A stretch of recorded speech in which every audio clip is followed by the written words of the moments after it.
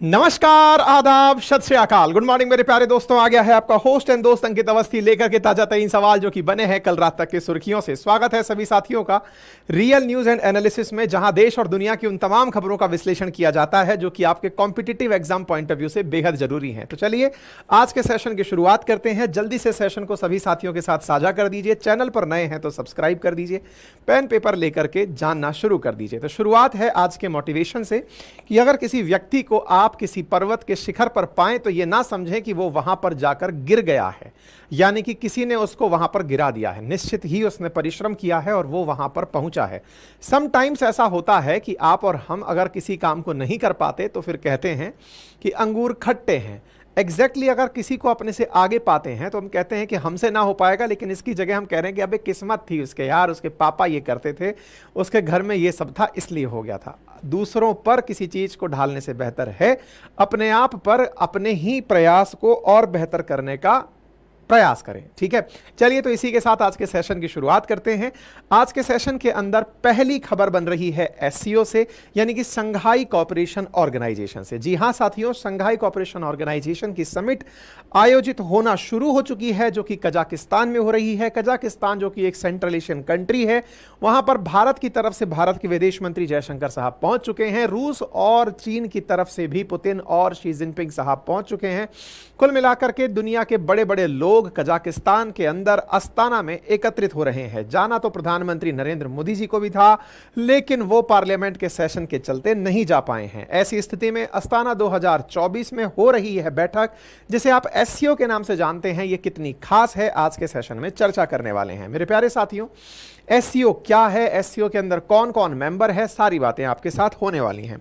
Shanghai cooperation organisation, जिसे शुरुआत में शंघाई 5 के नाम से जाना जाता था, लेकिन 2023 तक उसमें 8 देश जुड़ चुके थे। आज ईरान के जुड़ जाने के बाद 2023 में इसके अंदर अब कुल 9 मेंबर कंट्री हो चुके हैं। तो कुल 8 कंट्री जो ऑलरेडी थे उनमें भारत भी शामिल था। China, Kazakhstan, Kyrgyzstan, Russia, Tajikistan, Uzbekistan, India, Pakistan. आसान भाषा में कहें तो रशिया और चाइना के अलावा central Asian countries plus India, Pakistan शामिल हैं। सेंट्रल एशिया में 5 देश आते हैं, उनमें से 4 देश कजाकिस्तान, किर्गिस्तान, ताजिकिस्तान, उज्बेकिस्तान इसमें शामिल है। केवल तुर्कमेनिस्तान इसमें शामिल नहीं है, बस इसी शब्द को याद रखिएगा। तुर्कमेनिस्तान यहां पर शामिल नहीं है, वो गेस्ट अटेंडी के रूप में यहां पर जुड़ा हुआ है। साथियों, जब शंघाई 5 बना था तो इसका लॉजिक क्या था, क्यों बनाया गया था, सारी बातें आज के सेशन में करने वाले हैं।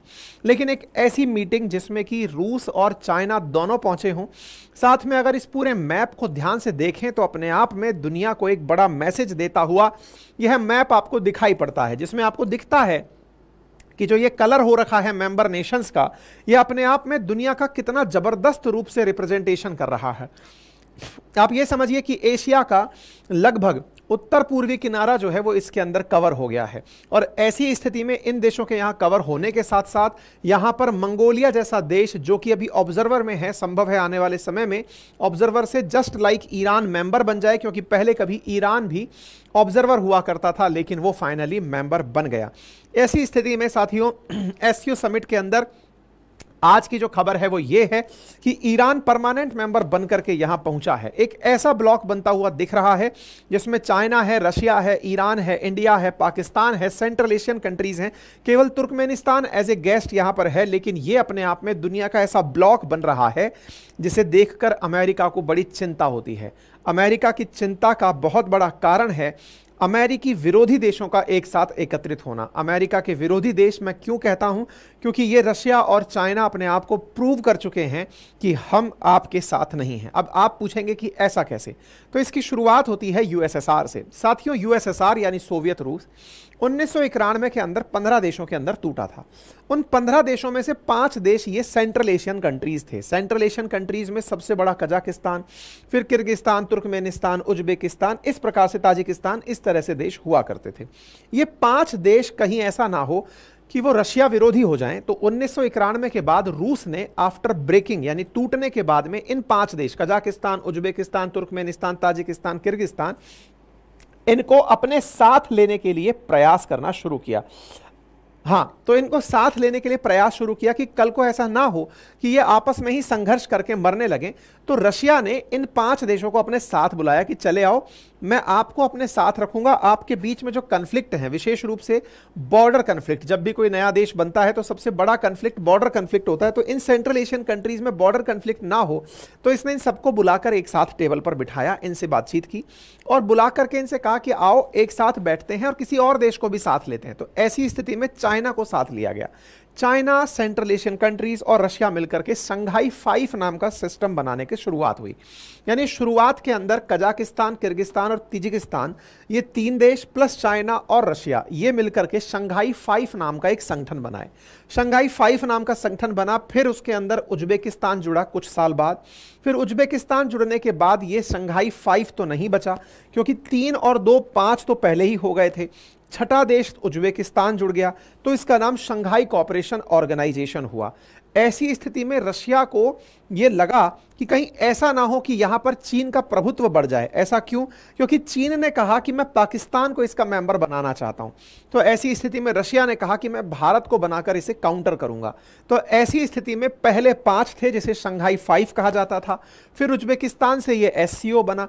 उसके बाद में फिर 2017 में भारत और पाकिस्तान को आधिकारिक रूप से इसमें शामिल करके इसे एससीओ, शंघाई कोऑपरेशन ऑर्गेनाइजेशन नाम दिया गया। शंघाई क्योंकि चीन के अंदर इसका सबसे पहला बैठक हुआ जहां पे इसकी मतलब शुरुआत हुई थी, इसलिए इसे शंघाई कोऑपरेशन ऑर्गेनाइजेशन कहा जाता है। ठीक है, वर्तमान में इसमें ईरान भी शामिल हो गया है। ये अपडेटेड पॉइंट है क्योंकि 2023 में ही वो मेंबर बना है। आज इस साल उसकी पहली मीटिंग है। ईरान ऑफिशियली इसके अंदर शामिल होने जा रहा है। ठीक है, ये सारी स्थिति मैंने आपको बता दी।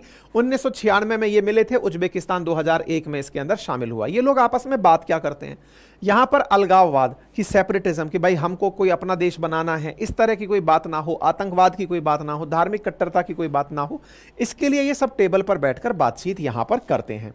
इंडिया और पाकिस्तान 2017 के अंदर इसके मेंबर बने। आज एससीओ दुनिया की 40% आबादी का प्रतिनिधित्व करता है, जिसमें से अधिकांश आबादी तो भारत और चीन में ही रहती है। इस सारे देशों के साथ मिलकर के भारत हर साल मीटिंग भी करता है। इस बार की मीटिंग जो है कजाकिस्तान के अस्ताना में हो रही है, जहां भारत के विदेश मंत्री एस जयशंकर साहब पहुंच चुके हैं। उनके पहुंचने से पहले ही यहां पर चीन और रूस के जो राष्ट्राध्यक्ष हैं वो पहुंच चुके हैं। उनकी आप तस्वीरें देख सकते हैं, किस प्रकार से उनका भव्य वेलकम हुआ है, किस प्रकार से शी जिनपिंग पहुंचे हैं, पुतिन पहुंचे हैं। और इस प्रकार से पुतिन और शी जिनपिंग के बीच में युद्ध शुरू होने के बाद ये 5वीं मीटिंग है, जिसके चलते पुतिन शी जिनपिंग को लेकर बहुत खुश हैं और कह रहे हैं कि ये हमारे पुराने मित्र हैं। एससीओ शिखर सम्मेलन में इनकी मुलाकात वॉर शुरू होने के बाद 5वीं बार हो चुकी है और प्रधानमंत्री नरेंद्र मोदी जी से एक बार भी नहीं हुई है। ये अपने आप में एक बड़ी मतलब डेवलपमेंट है जो अंतर्राष्ट्रीय स्तर पर हो रही है।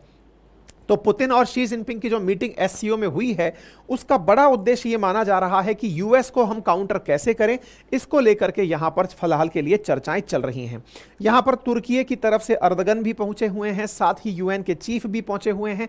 यह अपने आप में एक बड़ा मुद्दा है जो यहां पर मतलब यहां पर बड़ा इवेंट है जो यहां पर ये लोग पहुंच रहे हैं। तुर्की यहां पर पहुंच करके सलाह दिया कि अगर आप चाहें तो मैं युद्ध को खत्म कर सकता हूं। इंटरेस्टिंग रहा शहबाज शरीफ का यहां पर पहुंचना। शहबाज शरीफ क्योंकि पाकिस्तान 2017 में ही मेंबर फुल टाइम बना है, तो शहबाज शरीफ भी यहां पर पहुंचे और शहबाज शरीफ पहुंच करके पुतिन से मुलाकात भी की। आप अगर ध्यान से देखें तो शहबाज शरीफ के लिए एक विशेष अरेंजमेंट किया गया है बैठने के लिए। संभवतया उनके कमर में या फिर कहीं और कोई दिक्कत हो सकती है, इसलिए उनके बैठने के लिए एक विशेष व्यवस्था की गई है। अच्छा, यहां पर शहबाज शरीफ पहुंचते हैं पुतिन से और कहते हैं कि सर आपके साथ व्यापार हमें आगे बढ़ाना है। और यहां पर एक बड़ा ही ऑकवर्ड मूवमेंट हुआ और वो ऑकवर्ड मूवमेंट ये था कि शहबाज शरीफ खड़े थे पुतिन के साथ में और पुतिन के साथ हाथ मिलाने वाले थे, लेकिन सर्गेई लैवरोव उन्हें साइड में दिख गए और वो उन्हें छोड़ करके उस तरफ चले गए। तो ये अपने आप में एक बड़ा ही ऐसा मोमेंट बना जो कि लोगों के ध्यान में आया। खैर एनीवे, शहबाज शरीफ यहां गए तो उन्होंने बात क्या करी है, पुतिन से कहा है कि सर आपके साथ में माल के बदले माल का व्यापार कर लो ना, माल के बदले माल। अभी तक क्या चल रहा था ना दुनिया के अंदर कि दुनिया के देश अंतर्राष्ट्रीय स्तर पर जब से अमेरिकी करेंसी को अपना रहे हैं, यानी कि डॉलर का जब से प्रतिनिधित्व चल रहा है, डॉलर की जब से सुप्रीमेसी चल रही है, तो दुनिया का व्यापार डॉलर में ही किया जाता है। अधिकांश व्यापार वर्ल्ड वाइड डॉलर में होता है। डॉलर का रिप्लेसमेंट इंडिया जैसे देशों ने, चाइना जैसे देशों ने रूस के साथ अपनाया अपनी करेंसी में व्यापार करके। जैसे इंडिया वाले रुपए में पेमेंट कर रहे हैं, रशिया वाले रूबल में कर रहे हैं, चाइना वाले अपने युआन में पेमेंट कर रहे हैं। इस प्रकार से सब अपनी अपनी करेंसीज को यूज करने लग रहे हैं रशिया के साथ व्यापार में। इनके पास में वो भी नहीं है। क्यों नहीं है? क्योंकि इनकी जो करेंसी है ना वो बुरी तरह से गिर चुकी है। इनका जो वैल्यू है यानी कि इनकी पाकिस्तानी जो रुपया है वो बहुत ज़्यादा गिर चुका है। ऐसी स्थिति में शहबाज शरीफ पुतिन से कहते हुए पाए जाते हैं कि सर अगर संभव हो तो बार्टर सिस्टम कर लो ना। बार्टर सिस्टम का मतलब होता है कि मेरे इस सामान के बदले आपका वो सामान, मतलब आपसे अगर हम तेल लें तो आप हमसे अनाज ले लो। तो रूस ने कहा अनाज तो मेरे यहाँ ही होता है। बोले सर आप तो किसी और को भी बेच सकते हो, लेकिन मैं तेल किसी और से ले नहीं पाऊंगा, पैसे नहीं है। अगर मित्रता निभानी है तो सर इस तरह से हम पर कृपा करें। बाय द वे मैं बता दूं इन दोनों के बीच में $1 बिलियन का ही ट्रेड होता है, उसमें $1 बिलियन भी देने के लिए नहीं है। ऐसी स्थिति में पाकिस्तान का बार्टर सिस्टम यानी सामान के बदले सामान, कि सर अगर ये सामान हम आपसे ले रहे हैं तो इसकी जगह सामान ले लो, पैसे का सिस्टम ही हटा दो। शहबाज शरीफ के द्वारा यहां पर यह बात बोली गई, लेकिन रशिया ने भी कहा चिंता मत करिए, वी आर कंसिडरिंग इट, आपके साथ में हम व्यापार को आगे बढ़ाएंगे, क्योंकि एससीओ बना ही इसलिए है कि इस क्षेत्र में रहने वाले जितने भी देश हैं उन सब के बीच में एक जबरदस्त कनेक्टिविटी क्रिएट हो। ऐसी स्थिति में रशिया ने कहा है कि हम आपके साथ एनर्जी सप्लाई शुरू करेंगे, और मतलब एक तरह से आपकी दयनीय स्थिति को देख करके हम समझ रहे हैं कि आपका क्या किया जाना चाहिए, क्योंकि ऐसी स्थिति में आपको पता है कि Pakistan already worst performing currency है। ऐसी स्थिति में भारत के साथ क्या होगा?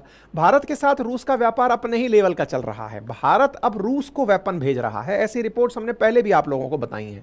एस जयशंकर साहब यहां पर पहुंचे हैं, यहां पर पहुंच करके दुनिया के जितने भी बड़े राष्ट्राध्यक्ष हैं उनके विदेश मंत्रियों के साथ में मुलाकातें हो रही हैं। लेकिन उज्बेकिस्तान से लेकर के यूएनएससी के जो गुटेरस साहब हैं उनसे, मतलब ये तमाम वो तस्वीरें हैं जिसमें आप देख रहे हैं कि एस जयशंकर साहब सबसे मुलाकात कर रहे हैं और भारतीय हितों के लिए यहां पर चर्चा कर रहे हैं। सवाल यहां पर लेकिन एक बड़ा बना, और वो बड़ा ये सवाल था कि मोदी साहब यहां पर क्यों नहीं पहुंचे। जब पुतिन पहुंच गए, शी जिनपिंग पहुंच गए, एंटोनियो गुटेरस पहुंचे हुए हैं, फिर तुर्की से अर्दगन आए हुए हैं, शहबाज शरीफ पहुंचे हुए हैं, प्रधानमंत्री ने स्किप क्यों कर दिया? तो कहा जा रहा है कि 3 और 4 के दिन ये होने वाला जो अस्ताना का समिट था, ये भारत के एक बहुत बड़े इवेंट से वो हो रहा था, मतलब क्रॉस हो रहा था। क्या? क्योंकि असल मायने में क्या है ना कि भारत में इस समय संसद का सत्र चल रहा था। पहली बार, मतलब तीसरी बार जो एनडीए गवर्नमेंट बनकर आई है उसका पहला सत्र चल रहा था, जहां पर राष्ट्रपति के द्वारा अभिभाषण हुआ था, और राष्ट्रपति के अभिभाषण में प्रधानमंत्री को फाइनली जवाब देना होता है। तो कल आप राज्यसभा में जवाब दे रहे थे, तो ऐसी स्थिति में वहां जाना और मीटिंग अटेंड करना फिजिबल नहीं हो पा रहा था। अगर एक दिन भी ऊपर नीचे होता तो डेफिनेटली इंडिया वहां पर पहुंचता, लेकिन दुनिया वाले इसको अपनी तरह से ले रहे हैं कि चीन और पाकिस्तान एक साथ मिलेंगे, इसलिए प्रधानमंत्री मोदी वहां नहीं गए। वास्तविकता में ऐसा नहीं है।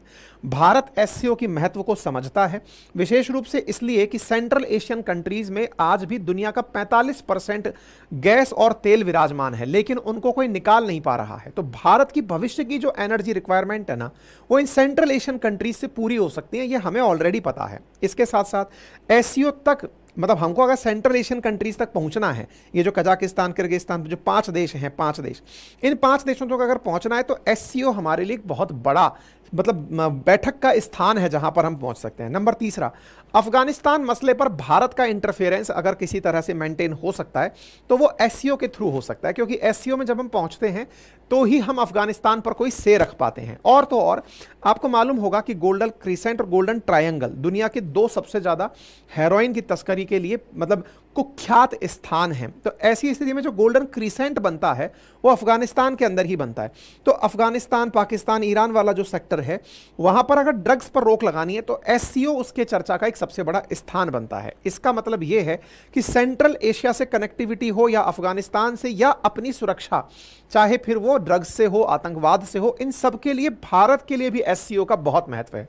इसलिए हम इससे किनारा नहीं कर रहे हैं, हम जरूर इसमें जाते, लेकिन इसी के लिए हमने अपने विदेश मंत्री को यहां पर भेज दिया है, और साथ ही साथ यहां पहुंचने के बाद में प्रॉपर तरीके से भारत के हितों के लिए बातचीत लोग कर रहे हैं। आप अजरबैजान की तरफ से अजरबैजान के राष्ट्राध्यक्ष को पुतिन के साथ बात करते हुए उत्तर दक्षिण परिवहन गलियारे के विस्तार के लिए बात करते हुए देख सकते हैं। वही उत्तर पश्चिम गलियारा जिसका अटल जी ने सबसे पहले शुभारंभ किया था, इंटरनेशनल नॉर्थ साउथ कॉरिडोर, जिसके माध्यम से 2 ट्रेनें भारत पहुंचाने के लिए रवाना कर दी गई थी रूस के द्वारा, अगर आपको याद हो। वही गलियारा जिसके बारे में हमने चर्चा करते हुए कहा था कि अगर रूस से स्वेज कैनाल होते हुए भारत सामान पहुंचता है तो 45 से 60 दिन लेता है, लेकिन वाया ट्रेन और पानी के माध्यम से अगर सामान पहुंचाया जाए तो 23 दिन में भारत पहुंच जाता है। तो इस गलियारे को लेकर अब चर्चाएं हो रही हैं। आने वाले समय में सेंट्रल एशिया की इंडिया से कनेक्टिविटी या सेंट्रल एशिया की दुनिया में किसी भी देश के साथ कनेक्टिविटी के लिए इस कॉरिडोर का बहुत महत्व है। तो ऐसी स्थिति में ये आने वाले समय में भारत के लिए भी मायने रखता है, इसलिए भारत ने उन्हें इग्नोर नहीं किया है। भारत प्रॉपर तरीके से वहां पर पहुंचा है, लेकिन हमारे यहां पर भी अपनी व्यस्तताएं थी, इस चक्कर में हम वहां पर नहीं पहुंच पाए। ठीक है, उम्मीद है आपको सारी जानकारी समझ में आई होगी। और अधिक जानकारी के लिए अगर आपको ज्योग्राफी समझनी है, हिस्ट्री, पॉलिटी, इकोनॉमी समझनी है, तो हमारा जीए फाउंडेशन का रिकॉर्डेड बैच अपने एप्लीकेशन अपनी पाठशाला पर उपलब्ध है। आप उसे 1 साल की वैलिडिटी के साथ मेरे द्वारा पढ़ाया हुआ कंटेंट ले सकते हैं। जो कंटेंट वहां पढ़ाया है उसका अगर आप प्रिंटेड फॉर्म में नोट्स भी लेना चाहते हैं तो वो मात्र 1999 में 3000 पेजेस का हैंड रिटन मटेरियल उपलब्ध है। कुछ इस प्रकार से आपको नोट्स लिखित में उपलब्ध कराया जाता है, आप उसे एक्सेस कर सकते हैं मात्र 1999 के अंदर। अधिक जानकारी के लिए हमारे कॉल सेंटर के नंबर आपके लिए उपलब्ध है और इस कंटेंट की पूरी पीडीएफ आपको अपनी पाठशाला.com पर उपलब्ध है। साथियों, अपनी पाठशाला.com जो हमारी वेबसाइट है, जल्दी ही आपको वहां पर तो सभी प्रकार की परीक्षाओं के लिए टेस्ट सीरीज भी बहुत नॉमिनल कीमत पर मिलने वाली है। बस आप नाम लीजिए कि ये एग्जाम आ गया है, आपके एग्जाम के हिसाब से वहां टेस्ट सीरीज उपलब्ध हो जाएगी। हमारी टीम कुछ इस प्रकार से तैयारियां आपके लिए कर रही है। तो अपनी पाठशाला.com को रेगुलर विजिट करना अपनी आदत में डाल लीजिए। ठीक है, किसी प्रकार की कोई क्वेरी हो तो कमेंट बॉक्स में जरूर बताएं।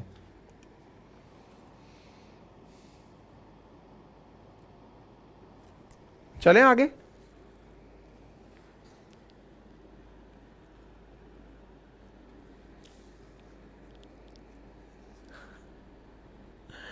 हाँ, एक बालक लिख रहा है कि सर को तालियां पसंद हैं, वीडियो को लाइक किया जाए, चैनल को सब्सक्राइब किया जाए। हाँ भाई, यही तो एक इकलौता मोटिवेशन है कि आप लोग एप्रिसिएशन में चैनल को लाइक कर दें। लाइक करने के लिए भी इतना ज़्यादा मेहनत करवाना पड़ता है। अगर संभव हो तो वीडियो के नीचे लाइक का ऑप्शन दिया हुआ है, दबा दीजिए, यह आपकी तरफ से मांगी गई चीज़ है। चलिए दूसरे क्वेश्चन पर चलते हैं। साथियों, एक खबर है जो कि अमेरिका के लिए अच्छी नहीं है। खबर है कि अमेरिका में मंदी आ सकती है, यानी कि वो सुपर पावर जो कि अपने आप को दुनिया पर राज करता हुआ पा रहा है, उस पर मंदी का बादल मंडरा रहा है। वही मंदी जो 2008 में अमेरिका को परेशान की थी। ये मंदी क्या होती है, रिसेशन क्या होता है, अर्थशास्त्र में इसका क्या मायना है, वो समझेंगे। साथ में हम ये समझेंगे कि फिलिप कर्व से इसकी मंदी को कैसे रिलेट किया जा सकता है। इसकी मंदी क्या 2008 जैसी मंदी होगी जहां पे लीमैन ब्रदर्स जैसी अमेरिकी कंपनियां जो है बर्बाद हो गई थी। मंदी अमेरिका में आएगी तो दुनिया पर क्या असर पड़ेगा, भारत पर क्या असर पड़ेगा, सारी बातें आज के सेशन में हैं, क्योंकि दुनिया के लगभग 20 देश ऑलरेडी मंदी में चल रहे हैं। अब ये मंदी क्या होती है, किस तरह से आती है, सारी बातें अर्थशास्त्र से आपको आसान भाषा में समझाने का हम प्रयास करेंगे। ठीक है साथियों, मंदी यानी रिसेशन कहा जाता है एक ऐसा वाइड स्प्रेड और prolonged down turn economic activities के अंदर जो कि लंबे समय तक रह रहा हो। आसान भाषा में कहा जाए तो अर्थशास्त्र के अंदर जीडीपी की ग्रोथ रेट अगर 2 तिमाही तक सिकुड़ती जाती है तो उसे मंदी माना जाता है। पहले तो जीडीपी ग्रोथ रेट समझते हैं। जीडीपी यानी कि gross domestic production. Gross domestic production मतलब किसी देश के द्वारा अपने देश की सीमा के भीतर वस्तुएं और सेवा में जो मूल्य अर्जन किया गया है, वस्तु का उत्पादन और सेवा, इन दोनों की जो वैल्यू है वो जीडीपी कहलाती है। और इस जीडीपी में लास्ट ईयर के मुकाबले इस ईयर कितनी ग्रोथ हुई, ये ग्रोथ नापने ही जीडीपी ग्रोथ रेट कहलाता है ना। मान लीजिए पिछले साल 100 थे, इस बार 110 पहुंच गए तो 10% की ग्रोथ आपने दर्ज की है। 100 रुपए की वैल्यू थी पिछले साल, इस बार 110 की हो गई तो आप 10% की ग्रोथ रेट दर्ज कर गए। ठीक है, जीडीपी को 4 क्वार्टर्स में चेक किया जाता है। हर देश का जो फाइनेंशियल ईयर है वो सामान्यतया 1 अप्रैल से शुरू होकर 31 मार्च तक जाता है। तो अप्रैल मई जून पहला क्वार्टर हो गया, जुलाई अगस्त सितंबर दूसरा क्वार्टर हो गया, अक्टूबर नवंबर दिसंबर तीसरा क्वार्टर हो गया, जनवरी फरवरी मार्च चौथा क्वार्टर हो गया। क्वार्टर्स यानी कि तिमाही। अगर किन्हीं देश की इकोनॉमी में लगातार 2 तिमाही में जीडीपी की ग्रोथ रेट नेगेटिव में हो, यानी कि पिछले साल 100 रुपए थे आपकी देश की वैल्यू, यानी देश के द्वारा गुड्स और सर्विस जो कमाई गई उसकी वैल्यू, लेकिन गुड्स और सर्विस की जो इस साल वैल्यू है वो पिछले साल से घट गई पहले क्वार्टर में, वैल्यू घट गई पहले क्वार्टर में, तो हम मानते हैं कि ठीक है कुछ गड़बड़ हुई होगी। लेकिन अगले क्वार्टर में भी घट गई, तो 2 क्वार्टर तक अगर अर्थशास्त्र में जीडीपी ग्रोथ रेट घटती है तो इसे आर्थिक मंदी कहा जाता है। इसी आर्थिक मंदी का सामना अमेरिका कर सकता है। यह बिल्कुल वैसे ही है जैसे अभी 20 देश दुनिया के आर्थिक मंदी के दौर से गुजर रहे हैं। उदाहरण के लिए देखिए, आपके सामने यहां पर कुछ कंट्रीज हैं जैसे Finland, Denmark, Iceland, Estonia, Lithuania. इन सब की ग्रोथ रेट अगर आप देखें तो ये माइनस में है, यानी कि ये वो कंट्रीज हैं, जैसे मान लीजिए 100 रुपए लास्ट ईयर वैल्यू थी इनके द्वारा गुड्स और सर्विस की, इस साल माइनस में है। माइनस में मतलब 100 की जगह 98 रह गई, 93 रह गई, 96 रह गई, इस तरह से। अभी अमेरिका आपको यहां पर बचा हुआ दिख रहा है, लेकिन अभी एक जांच एजेंसी का, एक मतलब एनालिटिकल फर्म का कहना है कि अभी या तो इस साल या जनवरी के फर्स्ट ईयर में, यानी कि 2025 में अमेरिका भी रिसेशन का सामना करना पड़ेगा, यानी कि इसकी जो वैल्यू है वो गिरकर नीचे जाएगी। 20 देश ऑलरेडी, जिसमें से कुछ डेवलप्ड इकोनॉमी लिटरली जैसे कि जापान है, जर्मनी है, लग्जमबर्ग है, ये वो देश हैं जो इस समय पर रिसेशन का सामना कर रहे हैं। इनके गुड्स एंड सर्विस की वैल्यू नीचे आई है। अब इस रिसेशन को समझने के लिए अर्थशास्त्र का इकोनॉमिक साइकिल को थोड़ा सा देख लीजिए। देखिए, अर्थशास्त्र में एक बहुत बेसिक सा कंसेप्ट है, और वो कंसेप्ट है मांग और आपूर्ति का, जिसमें यह कहा जाता है कि अगर मांग अधिक है तो आपूर्ति करने के लिए लोग दौड़ लगा देंगे, दौड़ लगा देंगे आपूर्ति करने के लिए, सप्लाई करने के लिए। तो सप्लाई में एक आसान भाषा में ऐसे समझते हैं कि किसी इकोनॉमी में अचानक घर की डिमांड आ गई है, घर की डिमांड आई है, लोग घर खरीदने के लिए बाहर निकल रहे हैं, घर खरीदने के लिए बाहर निकल रहे हैं। घर खरीदने के लिए बाहर निकले तो लोगों को आइडिया आया कि यार अगर मैं इस समय घर बनाकर बेचूं तो लोग मेरे घर खरीद लेंगे। तो यानी कि मांग को ध्यान में रखकर आपूर्ति करने के लिए लोग दौड़ पड़ते हैं। जब आपूर्ति करने के लिए लोग दौड़ने लगते हैं कि हाँ भाई डिमांड आ गई, अब सप्लाई की बात करते हैं, तो जब सप्लाई की बात करते हैं तो लोग डिमांड को पूरा करने के लिए सप्लाई करने लगते हैं। तो जो कंस्ट्रक्शन वाला व्यक्ति है, जो घर बनाएगा, वो 4 लोगों से कहेगा कि सुनो भाई, मुझे सीमेंट की ज़रूरत है, मुझे सरिये की ज़रूरत है, पत्थर की ज़रूरत है, रोड़ी की ज़रूरत है, पानी की ज़रूरत है। जिस जिस चीज़ की ज़रूरत है वो लोगों को बताएगा। सीमेंट वाले को बताएगा कि मुझे सीमेंट की ज़रूरत है, सीमेंट वाले के पास डिमांड पहुंची। सीमेंट वाला फैक्ट्री से कहेगा कि सर मुझे इतने की ज़रूरत है, फैक्ट्री वाला कहेगा कि भाई चलो कट्टे बनाओ, फटाफट सीमेंट बनाओ, क्योंकि कंस्ट्रक्शन के लिए ज़रूरत है। यानी जैसे ही डिमांड ड्राइव होने लगती है, सप्लाई के लिए अचानक काम जैसे शुरू होता है, सप्लाई में पीछे बहुत बड़ी चेन जुड़ी होती है, जिन्हें रोजगार मिलने लगता है। तो एक तरह से यह समझिए कि डिमांड क्रिएट करना इकोनॉमी की सबसे टफ टास्क है। डिमांड क्रिएट है तो फिर तो सारा इकोनॉमी चलने लगता है। अब डिमांड क्रिएट कैसे होती है, इसके लिए सरकारों ने अपने अपने तरीके निकाल रखे हैं। कुछ जगह तरीके ये हैं कि डिमांड सर ऑटोमेटिक, अगर माल सस्ता है तो डिमांड क्रिएट हो जाएगी, जनता के पास पैसा है तो डिमांड क्रिएट हो जाएगी, या फिर कोई ऐसी स्थिति नई पैदा हो गई है जैसे कि कोरोना आ गया या कुछ हो गया तो डिमांड क्रिएट हो जाएगी, मतलब एक्सीडेंटल डिमांड भी क्रिएट हो सकती है। तो ऐसी स्थिति में हम सामान्य परिवेश में ये माने, व्यक्ति जरूरत के हिसाब से अर्थशास्त्र में जब पैसा बढ़ता है उसके पास तो डिमांड रेज होती है। अब डिमांड बढ़ रही है तो सप्लाई बढ़ रही है, सप्लाई के लिए लोगों को रोजगार मिल रहा है, रोजगार मिल रहा है तो तनख्वाह मिल रही है, तो उनको तनख्वाह जब मिल रही है तो वो तनख्वाह पा करके फिर से खुद भी घर खरीदने जा रहे हैं। मतलब कि डिमांड घर की किसी एक ने की थी। मैं ये नहीं कह रहा कि घर ही सब कुछ चला रहा है, दुनिया में जितने भी उत्पाद हैं, प्रोडक्ट हैं, सर्विसेज हैं, जो डिमांड की जा रही हैं, वो इकोनॉमी को पुल करती हैं कि आओ भाई हम आकर के अपने पास में इकोनॉमी को चलाएंगे। ठीक है, अब इकोनॉमी में जैसे ही ये सारी चीजें होने लगती हैं, लोग धड़ाधड़ बनाने लगते हैं। मतलब आप ये सोचकर देखिए, अगर मैं इसको आसान भाषा में आपके लिए समझाने का प्रयास करूं कि भाई अगर किसी व्यक्ति ने, मतलब इस तरह से समझिए कि एक कंडीशन थी, यहां पर डिमांड ज्यादा बढ़ने लगी, डिमांड इंक्रीज हुई तो लोग इसकी पूर्ति के लिए सप्लाई करने लगे, इसकी पूर्ति के लिए सप्लाई करने लगे। तो सप्लाई सेंटर जो है ना, उस सप्लाई सेंटर ने बहुत तरीके से प्रोडक्शन बढ़ाया। सप्लाई सेक्टर ने प्रोडक्शन बढ़ाया तो उसने एम्प्लॉयमेंट दिया। सप्लाई सेक्टर ने क्या दिया? एम्प्लॉयमेंट दिया। एम्प्लॉयमेंट मिला तो सप्लाई सेक्टर ने एम्प्लॉयमेंट को क्या दिया? धन दिया, यानी कि सैलरी मिली। ये जो सैलरी इनको मिली है ना, ये इस सैलरी को फिर से कंज्यूम करने निकलेंगे। सैलरी जब जब कंज्यूम होगी तो फिर से डिमांड क्रिएट होगी, यानी कि डिमांड से सप्लाई, सप्लाई से एम्प्लॉयमेंट, एम्प्लॉयमेंट से सैलरी, तो सप्लाई से ये और सप्लाई से ये, और इस प्रकार से वापस से सारी की सारी चीजें क्रिएट हो जाती है। तो एक साइकिल सी बन जाती है। अच्छा, अब एक बड़ा सवाल बनता है कि अगर ऐसा ही है तो ये रास्ता रुकेगा कहां? फिर तो बहुत ही अच्छी बात है, डिमांड क्रिएट हो गई, सप्लाई करते चलो। लेकिन अब सोचो कि अचानक डिमांड रुक जाए, अचानक डिमांड रुक जाए। अब डिमांड दो तरह से रुक सकती है। कैसे? एक तो सप्लाई वाली स्टेज पर सप्लाई करने वाले लोग ही मना कर दें कि सर नहीं है हमारे पास सामान, तो बोले सर डिमांड तो है, सामान नहीं है। ऐसी स्थिति में क्या होगा? तो जो कम चीजें उपलब्ध हैं और डिमांड ज्यादा है तो महंगाई बढ़ने लगेगी, इन्फ्लेशन बढ़ने लगेगी। ठीक है। अच्छा, दूसरी कंडीशन क्या है? लोगों का मन खत्म हो जाए कि सर हमको, हमारे पास में पैसा वैसा नहीं है, हम नहीं खरीदेंगे, डिमांड ही क्रिएट नहीं हो रही। उससे भी अर्थशास्त्र को नुकसान हो सकता है। यानी ये स्थिति कभी भी आ सकती है, या तो सप्लाई चेन बाधित हो या डिमांड चेन बाधित हो, दोनों ही स्थिति में सर्कल रुक सकता है। ये कभी भी स्थिति हो सकती है। जैसे अभी चाइना के अंदर अपन लोगों ने चर्चा की थी कि चाइना में बड़ी संख्या में घर बन गए। एवरग्रांडे वाला हमने किस्सा सुनाया था अगर आपको याद हो। तो इतने घर बन गए डिमांड को ध्यान में रखते हुए कि अब उनके खरीदार नहीं मिल रहे। तो यानी जब घर बन रहे थे ना, तब तो इकोनॉमी बूम पर चल रही थी, लेकिन बूम पर पहुंचते पहुंचते टॉप पर जैसी पहुंची तो पता चल रहा है कि सब खरीदार ही नहीं मिल रहे। अब जब खरीदार नहीं मिल रहे, घर इतने बन गए कि यही नहीं पता चल रहा कि कितनों की डिमांड पूरी करनी थी, हमने तो जबरदस्ती फेक डिमांड क्रिएट कर दी। अब ऐसी स्थिति में जब आप टॉप पर पहुंच जाते हो और अब डिमांड नहीं है, तो क्या होता है, स्टॉक आपके पास रखा हुआ है, लोग आ नहीं रहे, तो आप माल खराब ना हो, 1-2 साल पुराना ना हो जाए, आप सस्ते दामों में बेचने लगते हो। सस्ते दामों में माल बेचने लगते हो तो प्रॉफिट घटने लगता है। प्रॉफिट घटने लगता है और नया उत्पादन रोक देते हैं आप कि भाई रहने दो, अब मत बनाओ, माल की जरूरत नहीं है। हर इकोनॉमी के अंदर यह सर्कल आता ही है। यानी कि एक बार इकोनॉमी ऊपर चढ़ती है, पीक तक पहुंचती है, फिर उसके बाद नीचे गिरने लगती है। नीचे गिरने क्यों लगती है? तो सिंपल सी बात है, अब डिमांड आ नहीं रही, आप कौड़ियों के दाम माल बेच रहे हो, कोई खरीदार नहीं मिल रहा है।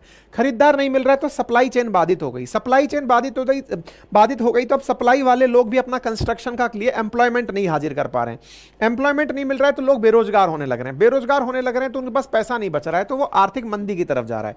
तो ऐसी स्थिति में वो नीचे की तरफ लौटने लगता है। मतलब एक प्रकार की साइकिल है कि पीक के बाद में रिसेशन का कालखंड आता ही है।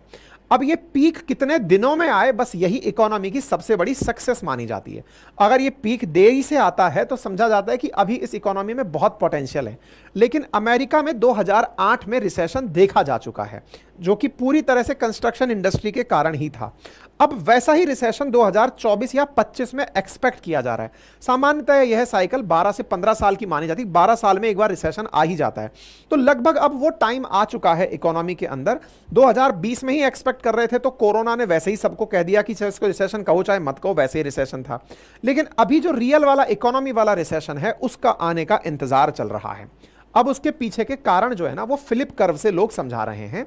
अमेरिका के अंदर कनाडा की एक एजेंसी ने अपनी तरफ से कहा कि जो पहले 2008-9 में रिसेशन आया था, जिसे हमने ग्रेट रिसेशन के नाम से जाना था, 1920 में भी अमेरिका में एक बार रिसेशन आया था। 2008 के रिसेशन के अंदर लीमैन ब्रदर्स जैसी बड़ी कंपनियां मतलब वो हो गई थी, बर्बाद हो गई थी। इस पर हमने ऑलरेडी सेशन किया है, जिस पर बातें बाजार की पर यह सेशन डला हुआ है।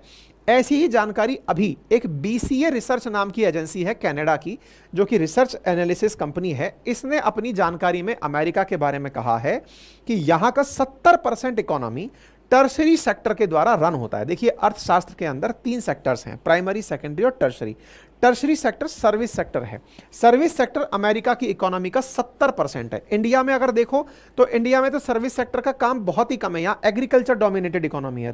यहाँ पर अमेरिका में 70% टर्शरी सेक्टर। कहते हैं कोई भी अर्थव्यवस्था जितना तेजी से ऊपर चढ़ती है तो वो सेक्टर चेंज करती चली जाती है।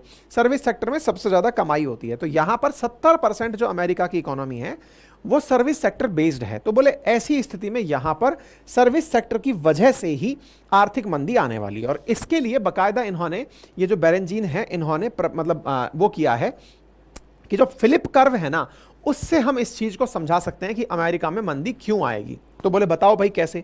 तो आपको यहां पर इकोनॉमी का एक और कंसेप्ट सीखने को मिलता है और उस कंसेप्ट का नाम है फिलिप कर्व। साथियों, ये बहुत इंपॉर्टेंट टाइटल है जो मैं आपसे डिस्कस कर रहा हूं।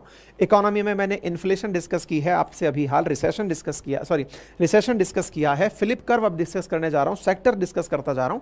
तो इन सब फैक्टर्स को आप अच्छे से नोटिस करते चले जाइएगा। जरूरत पड़े पढ़ने वाले विद्यार्थी लिखते चले जाइएगा और आज इन्हें और ज्यादा पढ़िएगा घर जाकर के, ठीक है ना।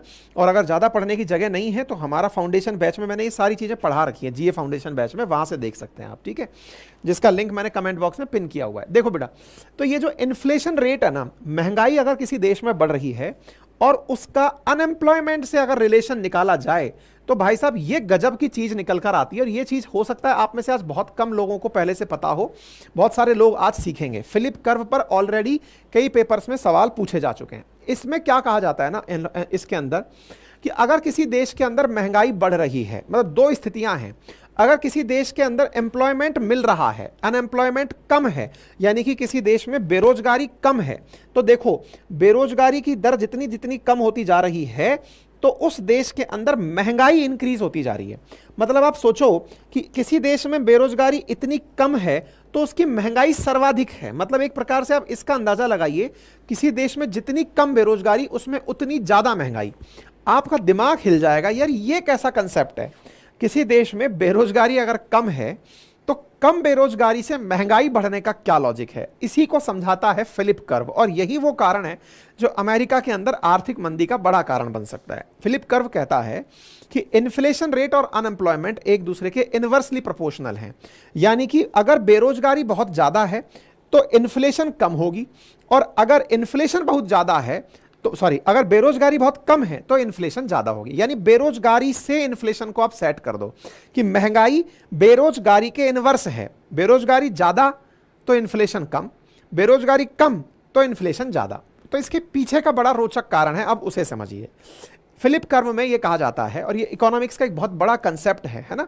इसमें क्या कहा जाता है उसको समझने के लिए थोड़ा सा समझिए। Economic concept developed by A.W. Phillip, जो कहता है कि इन्फ्लेशन और अनएम्प्लॉयमेंट एक दूसरे के साथ इनवर्स रिलेशन रखते हैं। तो इसको समझने के लिए आपके दिमाग में पहला प्रश्न आएगा कि बेरोजगारी कम है तो महंगाई क्यों बढ़ेगी।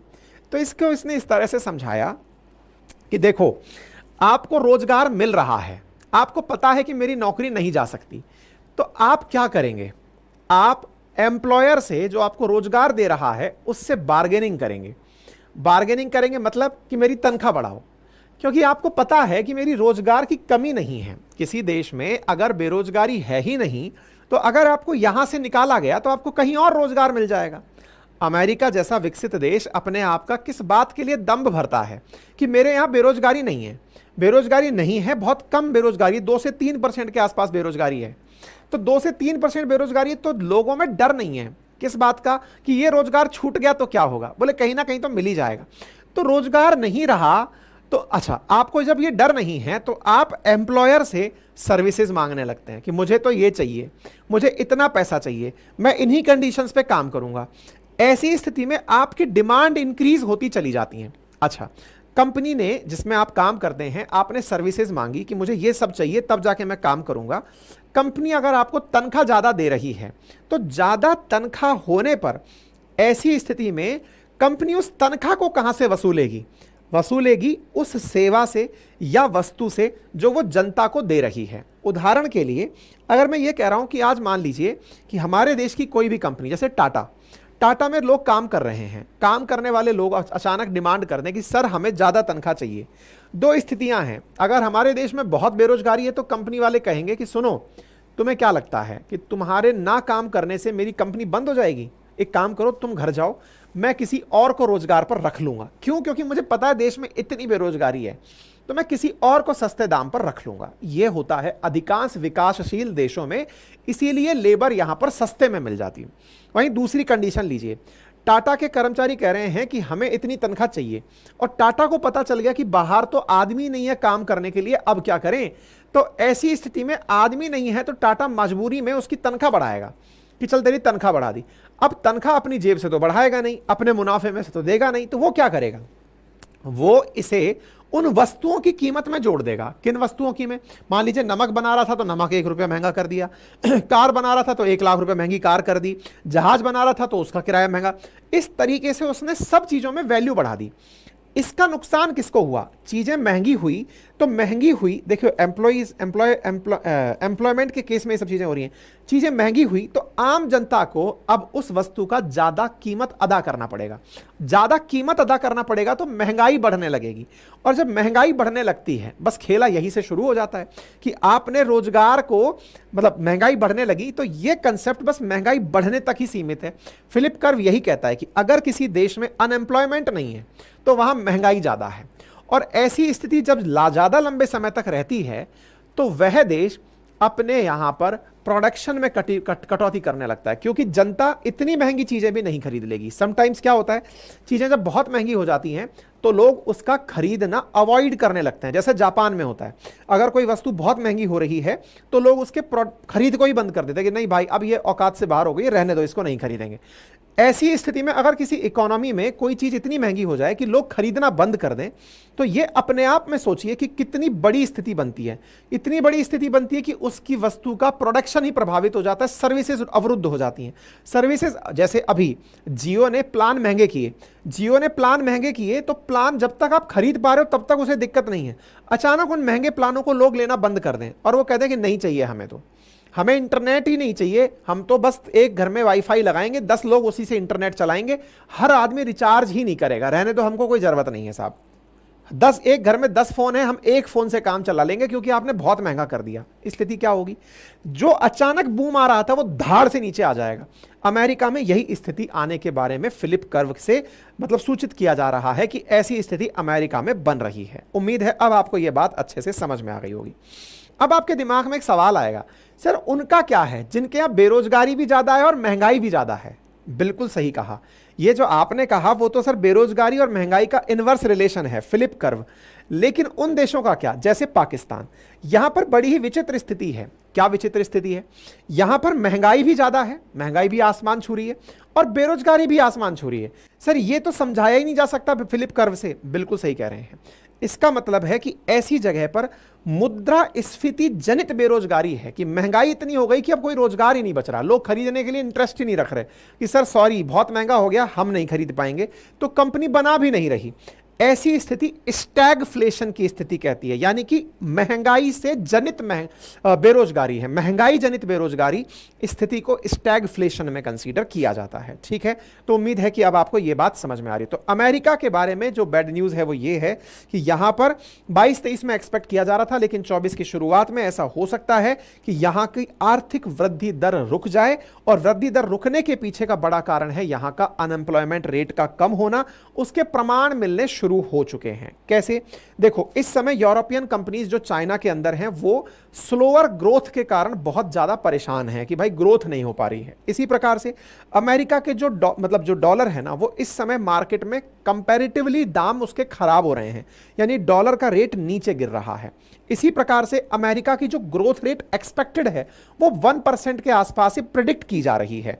अगर ग्रोथ बची, देखो 0 से ऊपर चल रहे हो तब तक आप आर्थिक मंदी से बचे हो, जब ग्रोथ ही 1% की चल रही है वो कब पलट जाए तो कुछ कह नहीं सकते। इसका मतलब यह हुआ कि आपकी ग्रोथ तो नीचे आ रही है, 1% से ग्रो कर रहे हो, वहीं जो इन्फ्लेशन है वो बढ़ रही है, इन्फ्लेशन बढ़ रही है, ग्रोथ नीचे आ रही है, तो इसका मतलब कुल मिलाकर यह निकला कि यहां पर स्थितियां भीषण होंगी। ठीक है ना? इसके साथ साथ अगर बेरोजगारी की बात की जाए तो अमेरिका के अंदर जो बेरोजगारी है वो 3.8% के हिस्टोरिक लो पर है, यानी कि यहां पर 3.8% लोग ही बेरोजगार हैं। हालांकि भारत में 6.7% बताए जाते हैं कि भारत के अंदर अनएम्प्लॉयमेंट रेट 6.7% है, अमेरिका में 3.8% बेरोजगारी है, यानी कि वहां की कुल आबादी जो रोजगार चाहती है उसमें 3.8% लोग ही बेरोजगार है। तो इसी को वो रिलेट कर रहा है कि देखो डॉलर नीचे आ रहा है तो उससे वैल्यू डिक्रीज हो रही है, नंबर एक। ग्रोथ रेट कम हो रही है, यानी 1% से ही कम के आसपास चल रही है। नंबर तीसरा, बेरोजगारी कम हो रही है।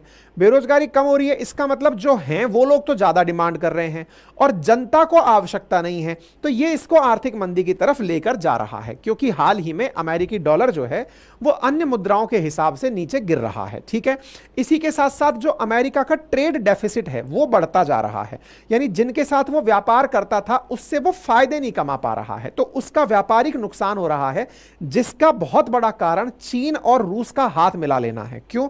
क्योंकि इन दो ताकतों ने आपस में जिस तरह से कनेक्शन बनाया, रूस तो हाल ही में वर्ल्ड बैंक के द्वारा मतलब उस कंडीशन में पहुंच गया कि यहां पर कैपिटा जो मतलब वो है ना, इनकम जो है वो डेवलप्ड इकोनॉमीज की तरह है, यानी कि अमीर देशों में शामिल हो गया ये युद्ध के बाद से तो और ज्यादा, क्योंकि इसने खूब तेल बेचा है और इंडिया और चाइना ने खूब तेल खरीदा है। इन दोनों ने मिलकर अमेरिकी प्रतिबंधों को न्यूट्रलाइज कर दिया। चाइना ने इतना माल बनाया कि अमेरिकी माल की जरूरत ही नहीं रह गई किसी को, तो ये माल को सप्लाई करने वाला दूसरा सेंटर बन गया। इसका मतलब यह हुआ कि जो अमेरिका के साथ जो पिछलग्गू कंट्री थे वो धराधर नीचे घिसर रहे हैं, वहीं दूसरी तरफ वो देश जो कि अमेरिका के अगेंस्ट खड़े थे वो तेजी से ऊपर चढ़ रहे हैं।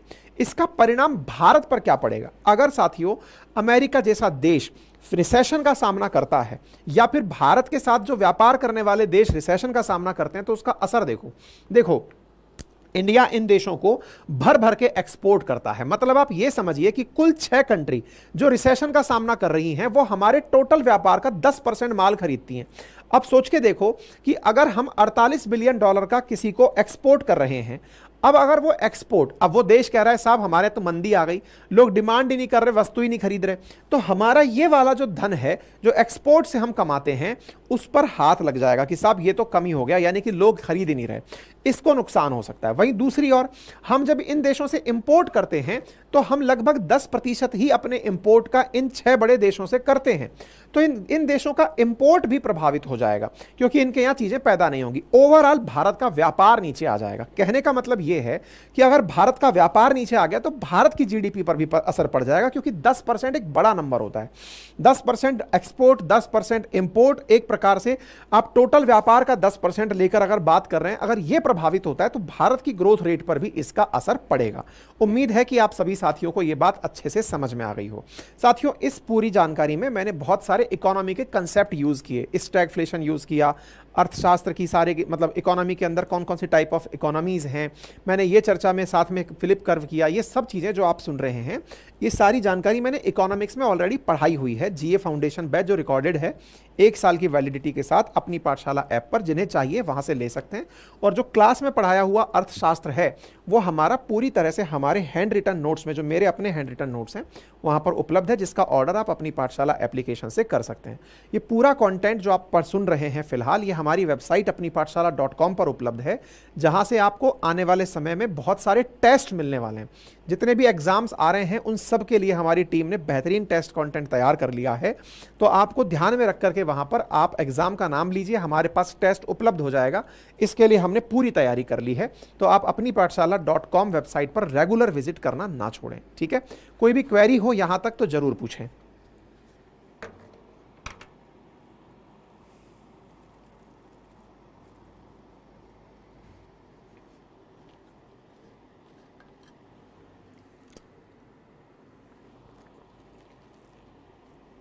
एक बालक बोल रहा है सर कल जो जियो अंबानी पर गुस्सा था उसमें पढ़ाई से रिलेटेड कुछ नहीं लगा। कारण यह है बेटा कि आपको ना असल मायने में पढ़ाई पता नहीं है, और पढ़ाई नहीं पता है इसलिए आप संभवतः इस बात को कह रहे हैं। अर्थशास्त्र में मोनोपोली क्या होती है, परफेक्ट कंपटीशन क्या होता है, ऑलिगोपोली क्या होती है, इसका जीवंत उदाहरण था। और अर्थशास्त्र में जिस प्रकार से टाइप ऑफ मार्केट है ना, तो टाइप ऑफ मार्केट कल असल में जियो के उदाहरण से आपने पढ़ा था। लेकिन होता क्या है कि हर आदमी को अगर ये परख होने लग जाए तो फिर सुनार की आवश्यकता क्या हो। जौहरी ही पहचानता है ना कि सोना क्या है, हीरा क्या है।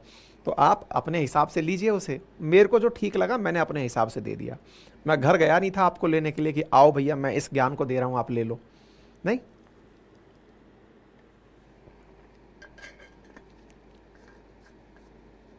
संजना, अभी तक तो बेटा कुछ ऐसा अपडेट उसमें आया नहीं है।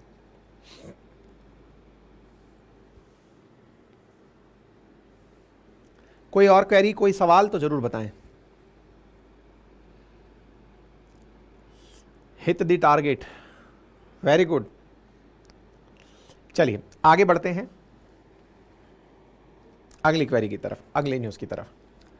साथियों, हाल ही में शेयर मार्केट से जुड़ी एक जबरदस्त खबर मार्केट में है, और वो ये है कि सेबी ने जो भी ब्रोकर्स हैं, यानी security exchange board of India ने ब्रोकर्स से कहा है कि आप लोग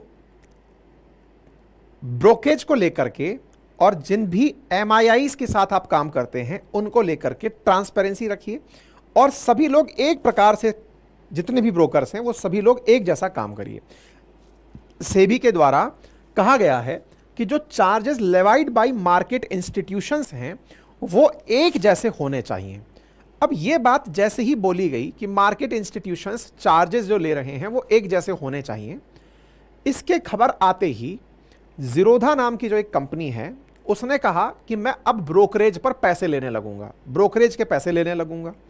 सेबी का इतना सा आदेश क्या आया, जो ब्रोकरेज फर्म्स हैं शेयर मार्केट की, जैसे 5 पैसा, ग्रो, एंजल वन या फिर ये जीरोधा, इन लोगों के मार्केट स्टॉक धाड़ से नीचे गिरने लगे।